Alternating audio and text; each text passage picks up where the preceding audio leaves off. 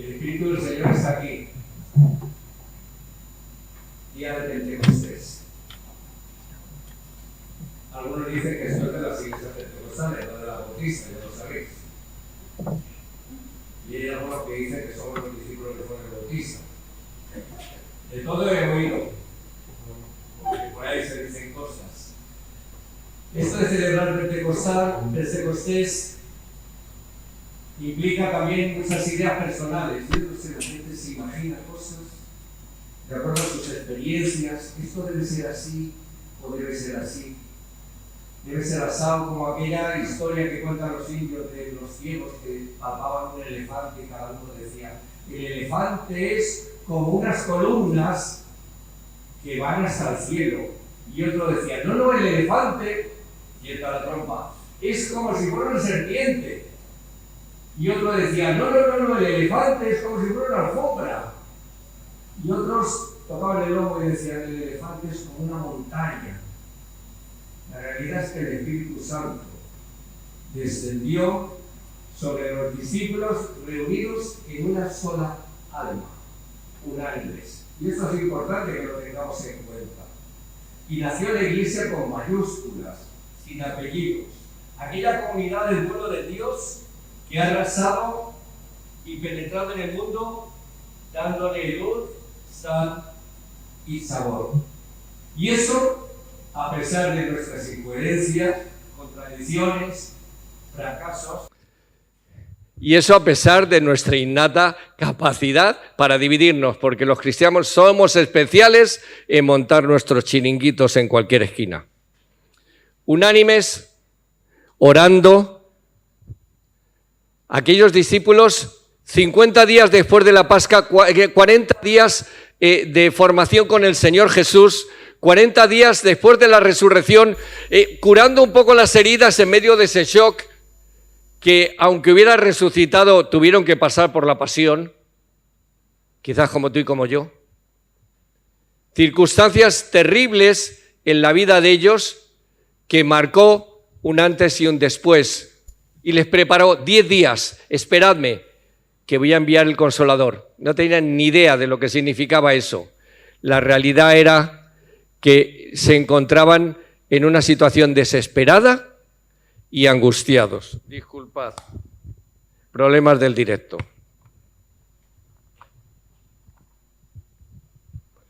Seguimos, si somos capaces de seguir. Pentecostés implica mucho más para todos aquellos que estaban en el aposento alto. Podemos incluir allí no solamente a los apóstoles, estaba María Magdalena, estaba Marta y María, estaba Lázaro, resucitado, pero mi Señor ha muerto y luego ha vuelto a resucitar. Desesperante para nosotros encontrar ese sentido en medio del dolor y en medio de la sorpresa. ¿Qué pasará ahora? ¿Restaurarás el reino a Israel? ¿Restaurarás por fin el reino, Señor, y volveremos a ser alguien importante? ¿Tendrás misericordia de nosotros? ¿Tendrás misericordia de nosotros como lo hicisteis? Ahora estáis estudiando Isaías. Como lo hicisteis a lo largo de la historia. Cada vez que nos arrepentimos, tú nos permitiste seguir como nación. ¿Y ahora qué? ¿Qué sucederá? Aquellos que fueron capaces de ser mártires, aquellos que cuando reciben el Espíritu Santo se les cargan las pilas, aquellos que declaraban y decían: sí, hemos visto al Maestro resucitado, hemos visto su presencia poderosa, hemos visto al Espíritu de Dios. Pentecostés no se va a repetir, algunos dirán: qué lástima, no se volverá a repetir. Otros dirán que no es verdad. Otros dirán que eso fue una catarsis del momento y que la gente tuvo un subidón espiritual. Pero la realidad es que hasta que el Señor venga, gracias a Pentecostés, tú y yo podemos sobrevivir en medio de este mundo. El cristianismo es diferente de cualquier otra religión, porque nosotros no nos basamos en filosofías, nos basamos en los hechos de Dios. Lo que Dios ha hecho a lo largo de la historia, acercándose a la humanidad y encarnándose. Ese Dios que desde el principio de la creación paseaba con Adán al atardecer en el huerto. Ese Dios que es capaz de sentarse en la puerta de la tienda de Abraham a comer con él y a decirle: ¿cómo no te voy a negar el futuro? Te voy a explicar lo que va a ser el futuro. Ese Dios que les acompaña, les protege durante los 40 años en el Sinaí, sombra de día, luz de noche. En eso nos basamos, en ese Dios que se revela. No tiene nada que ver con lo que tú pienses, con lo que yo piense. Que ese es uno de los problemas. La gente me llega y me dice: es que yo pienso que Dios... Mire usted, me parece muy bien y muy loable su imaginación. Pero la realidad es que Dios es. No me puedes decir cómo es mi vecino del quinto hasta que no le veas y hasta que no le conozcas. Te lo puedes imaginar como te dé la gana. Llegando el cumplimiento del tiempo, llegando el momento, Dios se hace hombre. Viene, muere, resucita, se levanta, asciende y regresa a la diestra de Dios. Hace poco estábamos recordando la Pascua. Estábamos mirando a la cruz. Me ha gustado esta Pascua con la cruz desnuda aquí en el escenario. Esto es verdad, todos debéis creerlo. Jesucristo, dice Pablo a Timoteo, vino a este mundo para salvar a los pecadores del castigo que merecen, y yo soy el peor pecador de todos. Pero Dios fue bueno y me salvó, y así demostró la gran paciencia que Jesucristo tuvo conmigo. Lo hizo para que otros sigan mi ejemplo y confíen en Cristo para tener vida eterna. Pentecostés es la prueba de que el plan de Dios es perfecto. No hay otro plan, es el proyecto de Dios. No os dejaré huérfanos, dijo el Señor. Y nos envió el amigo que nos conforta, que está con nosotros, que nos acompaña, que garantiza su presencia en nuestras vidas. Dios viviendo en ti. Pablo, a los Gálatas, que estaban un poquito despistados con muchas influencias culturales, les dice: ahora, como sois sus hijos, Dios ha enviado el Espíritu de su Hijo a vivir en vosotros. Por eso cuando oramos a Dios, fíjate que esto es muy importante, cuando nosotros oramos a Dios, el Espíritu nos permite llamarle papá, querido papá. Vosotros ya no sois como los esclavos de cualquier familia, sino que sois hijos de Dios. Y como sois sus hijos, gracias a Él tenéis derecho a sus riquezas. Pentecostés significa que ese Espíritu de Dios, que en la antigüedad iba y venía sobre los seres humanos para capacitarle en misiones específicas, hoy vive en tu corazón, dentro y para siempre. El que cree en mí, dice Jesús, como dice la Escritura, de su interior correrán ríos de agua viva. Y esto dijo, Juan interpreta, esto dijo del Espíritu que habían de recibir los que creyesen en Él, pues aún no había venido el Espíritu Santo porque Jesús no había sido glorificado. En medio de otro discurso, Jesús le dice: yo rogaré al Padre y os dará otro Consolador para que esté con vosotros para siempre. El Espíritu de verdad, al cual el mundo no puede recibir porque no le ve ni le conoce, pero vosotros le conocéis porque mora en vosotros y estará en vosotros. La promesa de Pentecostés es para todos, para todo aquel que cree, para todos aquellos que estaban esperándole. La promesa de Pentecostés es para ti y es para mí. Fueron todos llenos del Espíritu Santo. Desde el día de Pentecostés, inmediatamente, cuando alguien se convierte, cuando alguien se entrega a Dios, y hablaremos de eso de aquí a un momento, cuando tú tomas esa decisión de entregar tu vida a Cristo, el Espíritu Santo mora en ti. Vosotros no vivís según la carne, les dice Pablo a los de la capital, a los de Roma, a aquellos que se sentían como superiores frente al resto de las provincias romanas. Vosotros no vivís según la carne, sino según el Espíritu, si es que el Espíritu de Dios vive en vosotros. Porque si alguno no tiene el Espíritu de Cristo, no es de Él. apúntatelo por si acaso. Si alguno no tiene el Espíritu de Cristo, no es de él. ¿O ignoráis? Le dice Pablo a los Corintios, otra gran ciudad de su momento, gente potente y prepotente. ¿O ignoráis que vuestro cuerpo es templo del Espíritu Santo? El cual está en vosotros, el cual tenéis de Dios, y que, por cierto, no sois vuestros. No me digas que tú eres tuyo, que tú eres tuya, ni de tu ser querido tampoco, eso de siempre serás mío, siempre serás mía, mentira, somos del Señor.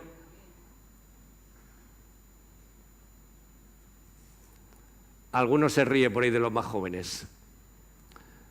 El Espíritu Santo y la experiencia de Pentecostés. Si algo puede resumir la experiencia de Pentecostés, es la frase de que todos fueron llenos del Espíritu Santo. Y eso trae unas consecuencias. Y esas consecuencias, una y otra vez, se repiten en el pasaje diciendo, y comenzaron, y siguieron, 120 en el aposento alto, una experiencia maravillosa y transformadora que les hizo comenzar. ¿Y qué comenzaron? ¿Qué fue lo que comenzaron a hacer? Comenzaron a hablar en lenguas. Esto de las lenguas voy a pasar hoy un poquito ligerito, pero me meto en el charco, para que luego no digáis que no me meto, porque me meto en todos los charcos. Primer tema, el tema de las lenguas. Hay un paralelismo entre Pentecostés y Babel, curiosamente. La Torre de Babel es la gloria del hombre.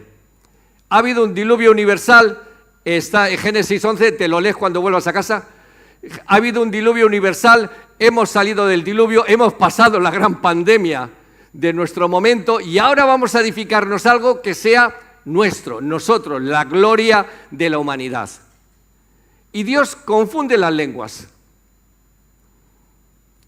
Mi gran lucha cuando enseñaba a mi hija Noemí, que ahora es maestra y por ahí anda al fondo, era intentar encontrar una lógica en los estudiantes que flojean un poco con lengua, siempre tienen el mismo problema. Intentar encontrar una lógica en el lenguaje. El lenguaje no tiene lógica.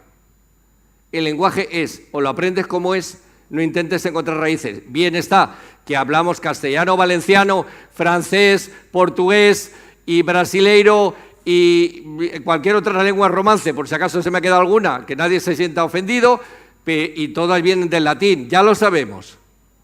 Pero el origen de la lengua no tiene sentido porque la confusión de las lenguas es Babel. La confusión de las lenguas es la necesidad de separarnos, la necesidad de ir por todo el mundo y cumplir la misión que Dios ha dado después del diluvio. Y el ser humano no quería. Pero Pentecostés es la antítesis de Babel.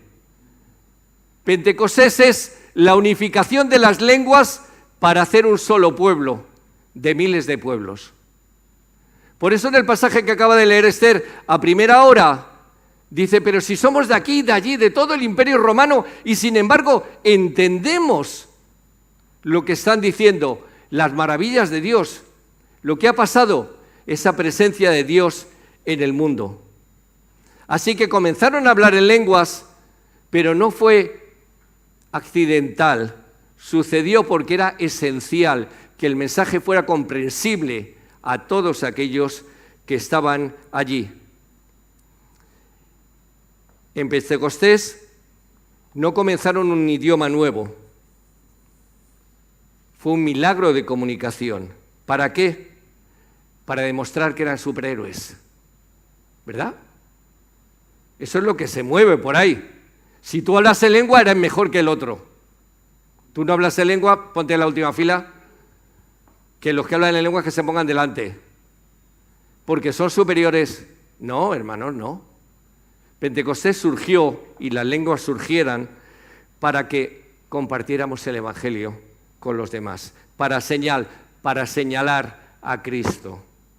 Y con gran poder, Hechos 4:33, los apóstoles daban testimonio de la resurrección del Señor Jesús y abundante gracia era sobre todos ellos, con gran poder y los que fueron esparcidos iban a todas partes anunciando el Evangelio, Hechos 8:4.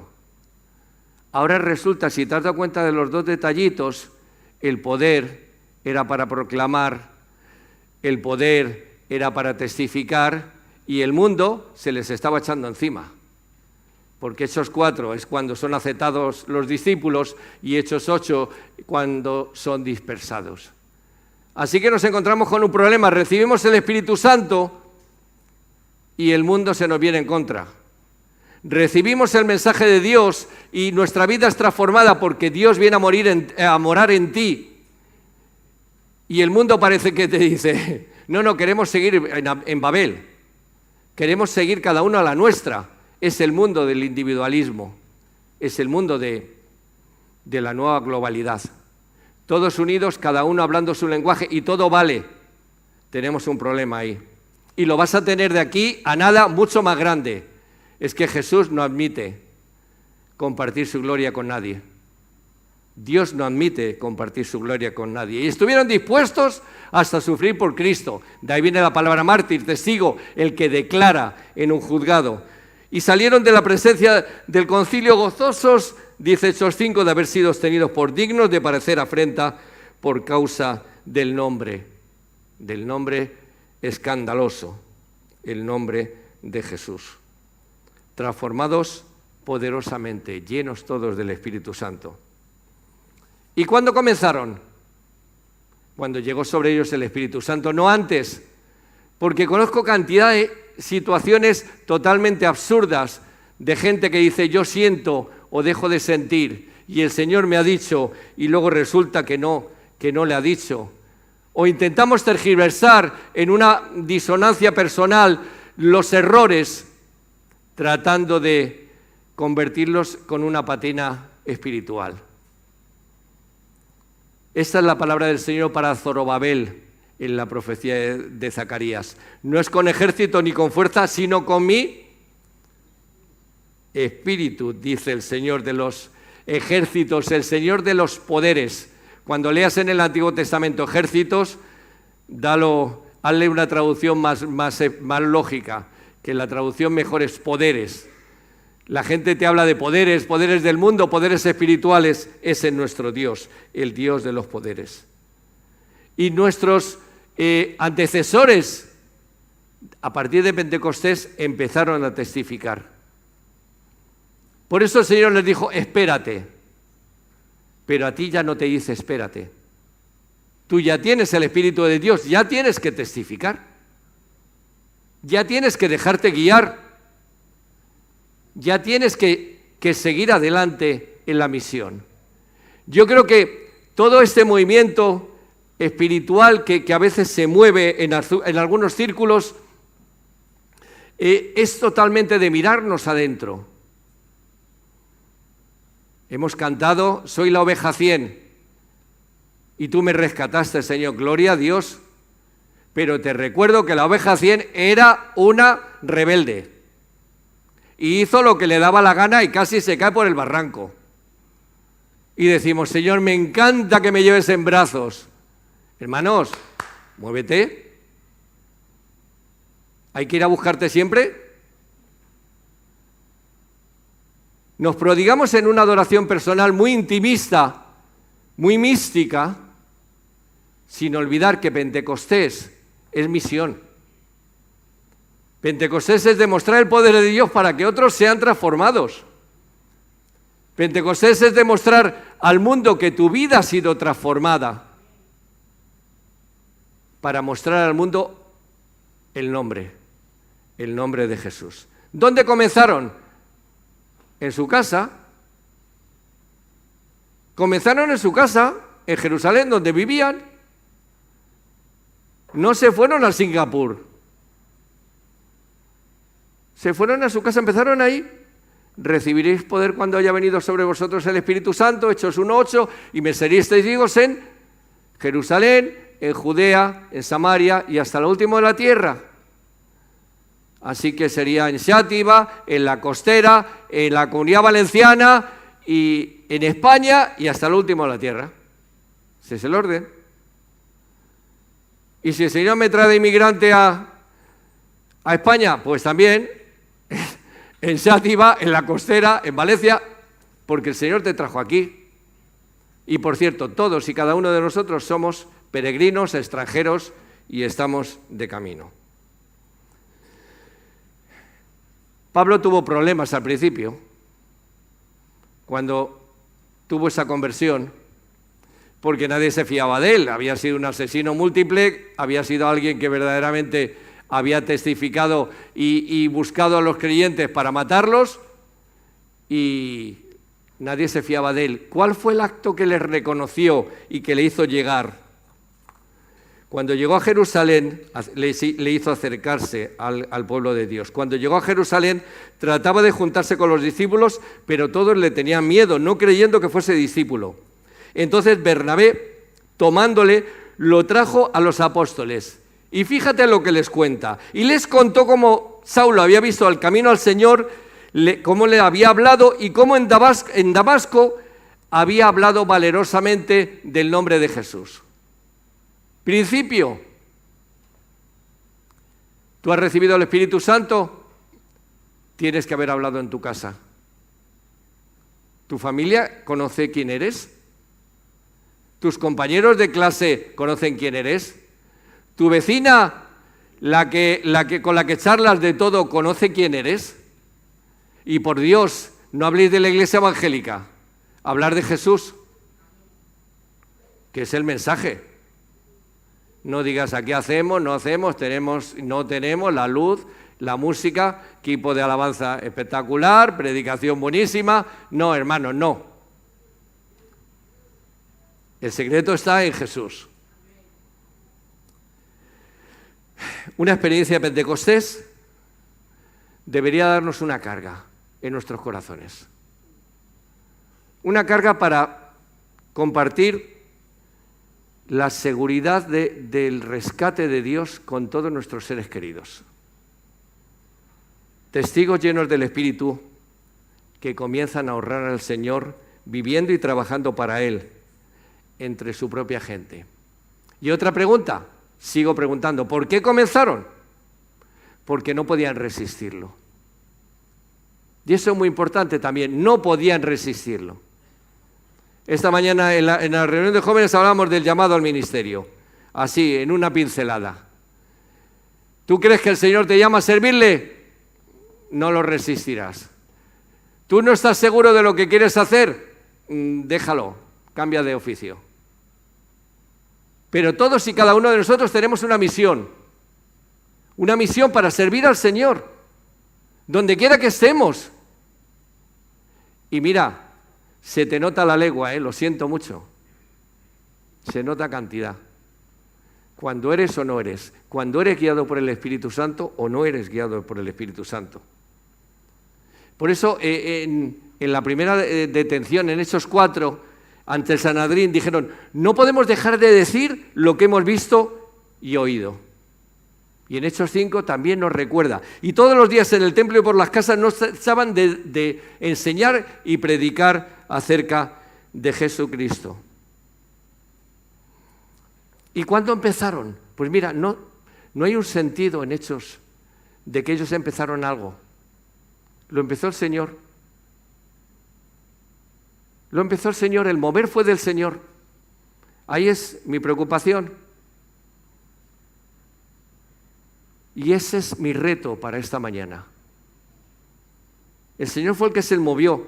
Y el Señor, después de que les habló, fue recibido arriba en el cielo, se sentó a la diestra de Dios, y ellos saliendo predicaban a todas partes, ayudándoles el Señor y confirmando la palabra con las señales que les seguían. Final del Evangelio de Marcos. Amén. Así termina. ¿Cómo puede el Señor mover una iglesia como la nuestra? Empiezo con el entonces ¿qué? ¿Cómo puede el Señor mover tu corazón? La primera pregunta es, ¿tú has pasado por Pentecostés o no? ¿Has tenido un encuentro con Dios o eres un religioso o religiosa?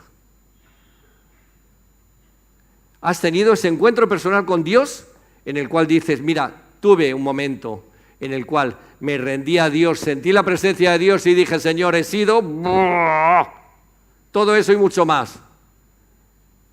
Pero vengo ante ti porque no tengo más remedio que pedirte perdón.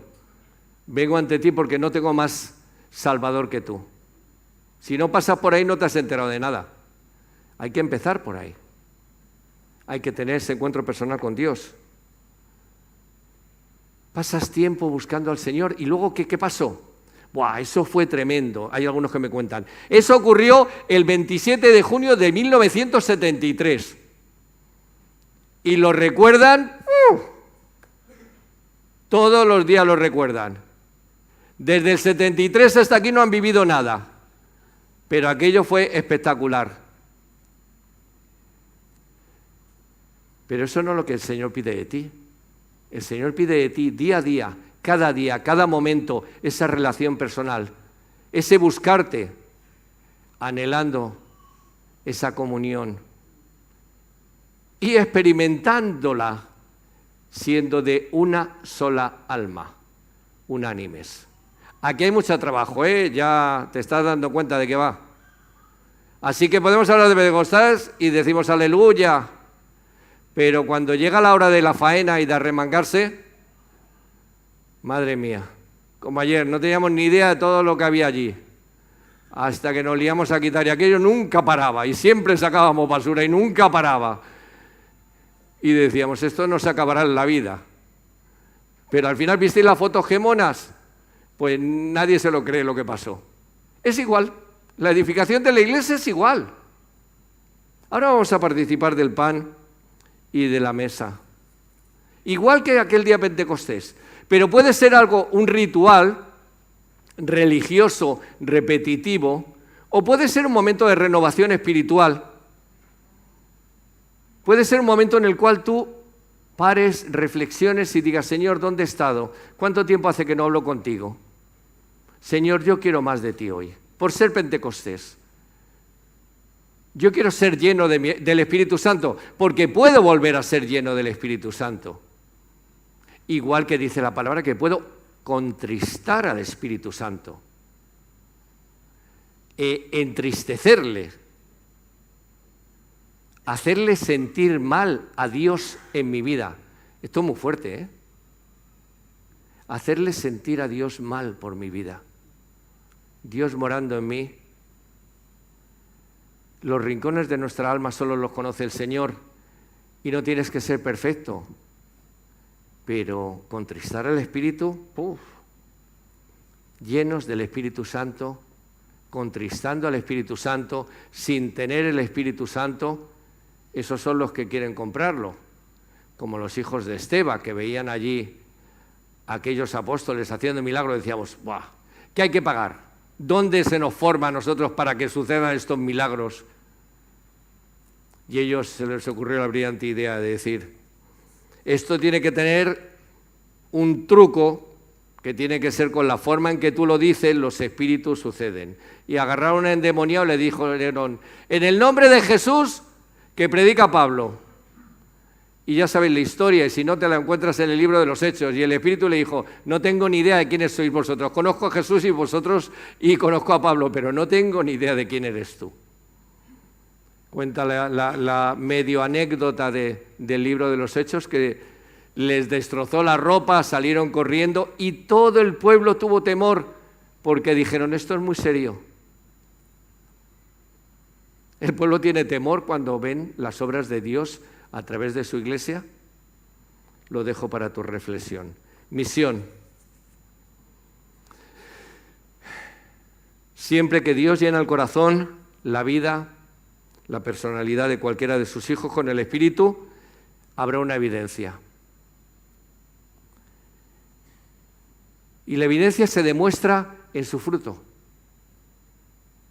No en lo que haces, sino en el gozo, paz, paciencia, bondad, limpieza de relación, templanza, humildad. Tú fíjate que hemos empezado con algo que aparentemente era sobrenatural y resulta que tiene que ver mucho con lo cotidiano. Algo que aparentemente tenía que ver con los milagros Y al final acaba en tu relación personal con tu vecino, con tu integridad, con tu forma de expresar lo que tú eres, si es que lo eres. Porque como ya te dije antes, si no lo eres, cantas que te pasas. Que el Espíritu Santo hable a nuestros corazones en este momento. Que el Señor nos prepare para este partimiento del pan. Que el Señor haga una obra de renovación en nuestras vidas. Y que verdaderamente cuando comamos el pan y bebamos de la copa, la gente pueda ver que somos sus discípulos, porque nos amamos los unos a los otros. Este es el espíritu de Pentecostés. Esta es la enseñanza de hoy.